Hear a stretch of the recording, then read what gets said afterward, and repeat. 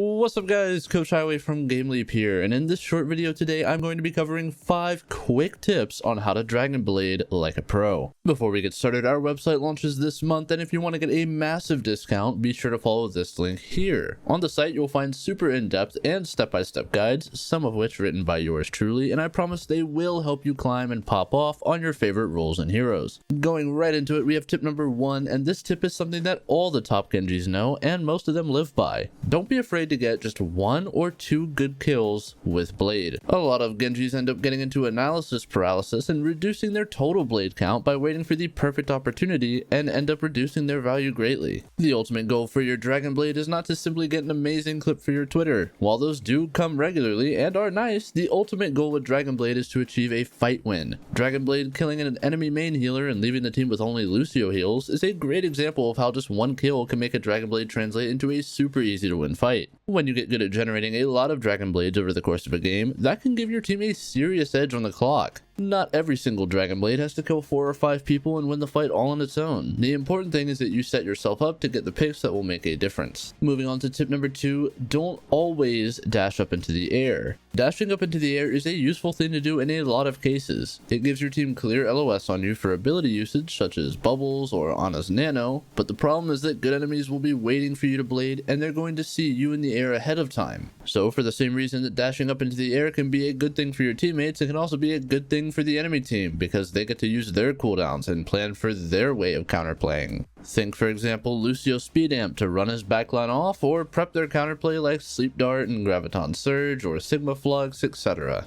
All in all, if you are confident they won't be able to stop you and it's worth going up to get the resources from your team, then go for the air dash. Otherwise, try to find a high ground or somewhere that's on the other side of a wall where you can blade from to give the enemy less chance to hit and react to you. Going into tip number 3, be sure that your deflect is off cooldown whenever you go for your blade. A lot of Genjis will end up mindlessly using their deflect in the neutral fight while they are waiting to go in with blade. It's really important you keep your deflect as it can provide you with important sustainability and help you counterplay any focus coming your way, as well as allow you to close distance on targets who are far.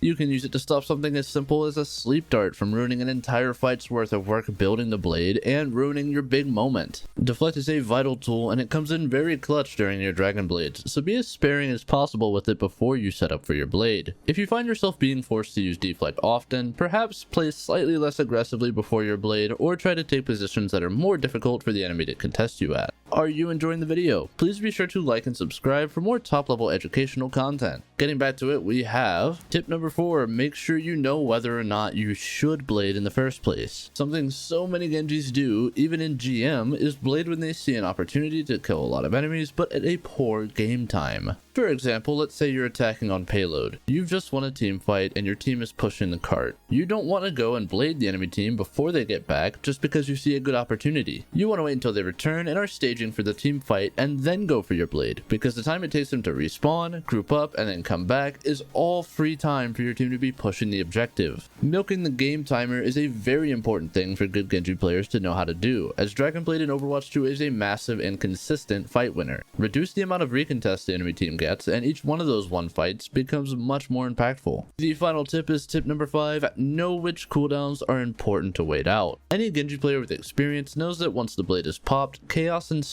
and cooldowns start flying. Sleep darts, anti-grenades, hooks, stuns, boops, everything. So be sure to take a close look at your enemy team composition and try to plan out which cooldowns you need the enemy to not have first. Something like a sleep dart you can counterplay with your deflect or with a Zarya bubble, whereas enemy Zarya bubbles don't really provide you with any counterplay and they can easily ruin your blade. So get your team to poke and count their Zarya bubbles so you know when you can engage and not get totally countered in your blade by high impact abilities. As a final word, be sure to be patient with yourself and continue practicing. Dragonblade is one of the hardest and most mechanically challenging ultimates in all of Overwatch, but is extremely rewarding when you get it down consistently, and everyone starts somewhere, so don't get discouraged. Thank you guys so much for watching. I know this video was shorter than our usual content, but hopefully you get a ton of value out of it all the same, and remember to like, as your feedback helps us keep the best content flowing forward. Take care and peace.